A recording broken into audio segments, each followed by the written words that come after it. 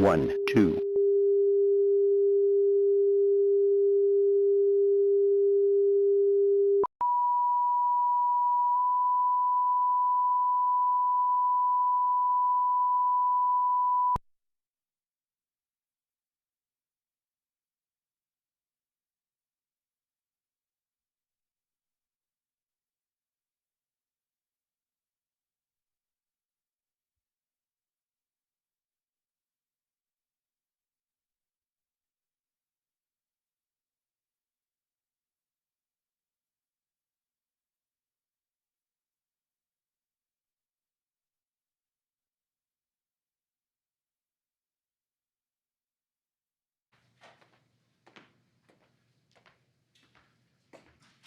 Good afternoon. I'll be brief. Last night, Hurricane Milton made landfall, as we all know, on the west coast of Florida. It brought hurricane winds, heavy rains, including 10 to 20 inches of rain in the Tampa area overnight. Storm surge measurements are still being taken, but 38 tornadoes ripped through 13 counties. 4 deaths are reported thus far. It's too early to know the full account of the damage, though. But we know life-saving measures did make a difference. More than 80,000 people followed orders to safely shelter last night. And we've had search and rescue teams at the ready for any calls for help this morning. There's still very dangerous conditions in the state, and people should wait to be given all clear by their leaders before they go out. We know from previous hurricanes that it's often the case that more lives are lost the days following the storm than actually during the storm itself. Vice President Harris and I have been in constant contact with the state and local officials. We're offering everything they need. I must have spoken to somewhere between 10 and 15 mayors and county executives and all the governors. And in fact, starting this morning, we are getting direct assessments from the storm of FEMA from Director Criswell as well, also Florida Governor DeSantis, whom I had a chance to speak. And the Vice President and I have just convened a meeting this morning with the leaders of the Department of Homeland Security, Department of Defense, including NORTHCOM Commander, who has responsibility for providing defense support to civilian authorities. And that apparently is going very well as from the Coast Guard and from FEMA we've received reports.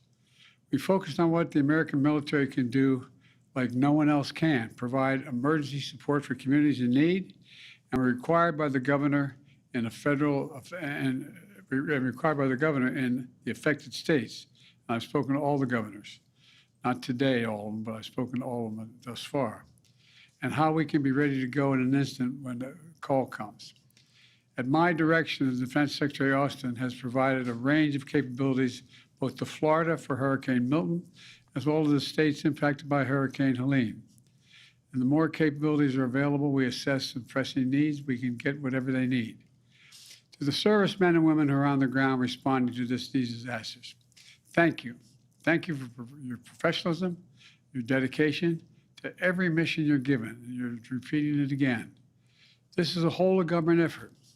It also includes the Department of Energy, Department of Transportation, Department of Health and Human Services, and the Department of Housing and Urban Development, which is providing mortgage relief for impacted homeowners. As directed, FEMA is going to open disaster recovery centers all across the impacted communities right away. So there's one stop the residents can go to learn about the support they might need, and they'll be advertised where those places are.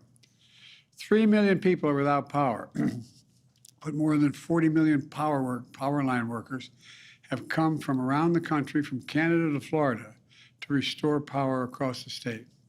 In addition, the Federal Aviation has authorized Florida Power and Light to fly large drones before other manned aircraft can get up in the sky to quickly assess the damage on the ground so ground crews can restore power as quickly as possible. The Coast Guard and the Army Corps of Engineers are assessing how fast they can reopen the Port of Tampa to get fuel, food, water, and other basic goods flowing into the area again and quickly.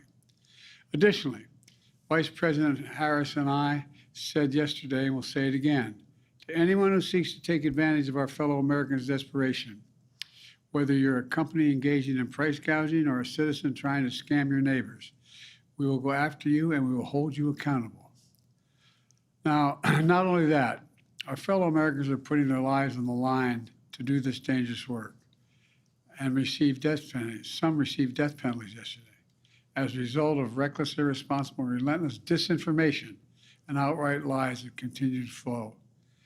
Those who engage in such lies are undermining confidence in the rescue and recovery work that's opening and ongoing.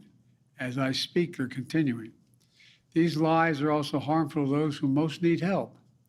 Lives are on the line. People are in desperate situations. Have the decency to tell them the truth. So let me say this. To all the people impacted by Hurricane Helene and Hurricane Milton, despite the misinformation and lies, the truth is we're providing the resources needed to rescue, recover, and rebuild. And rebuild. Let me close with this. I know recovery and rebuilding projects can take a long and difficult time. But as long after the press and the cameras move on, I promise you have to pick up the pieces still. I want you to know we'll do everything in our power to help you put pieces back together and get all that you need.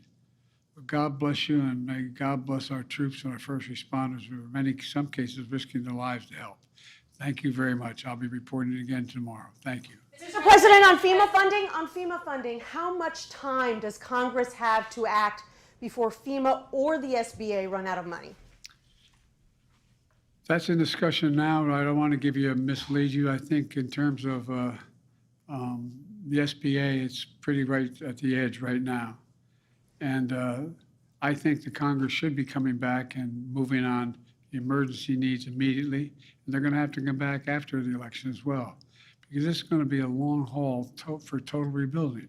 It's going to take several $1 billion. It's not going to be a matter of just a little bit. But we're providing now to make sure people have the emergency relief they need, the dollars just to be able to get a prescription filled, to get a baby formula done. All the things, that $750 that they're talking about, Mr. Trump and all those other people know it's a lie to suggest that's all they're going to get. That's bizarre. It's bizarre. They got to stop this. They're being so damn un-American with the way they're talking about this stuff. But there's going to be a need for significant amounts of money. We're already underway at trying to calculate what the costs will be because we don't want to mislead anybody. We want to make sure all the costs are able to be covered. Have you spoken to Speaker Johnson about coming back before the election to vote? No, I haven't. Mr. President, so are you calling on Congress to come back early? I think Congress should move as rapidly as they can, particularly on the most immediate need, which is small business. But The Vice President said yesterday that FEMA has what it needs. There's enough resources. The Congress does not need to come back right away. FEMA has its needs. That's different than SBA. Okay, so it's SBA. They need to come back and do it. Yeah, but they're going to need a lot more. Mr. President, what did Prime Minister Netanyahu tell you about his plans relating to retaliation? He's coming over to help with the storm. Mr. President, have you spoken with former President Trump at all? Are you kidding me? Mr. President Trump, former President Trump, get a life, man. Help these people. will you hold him accountable? You said you were going to hold those accountable. Public will hold them accountable. You better than the press hold them accountable because you know the truth. Do you plan to speak with former President Trump?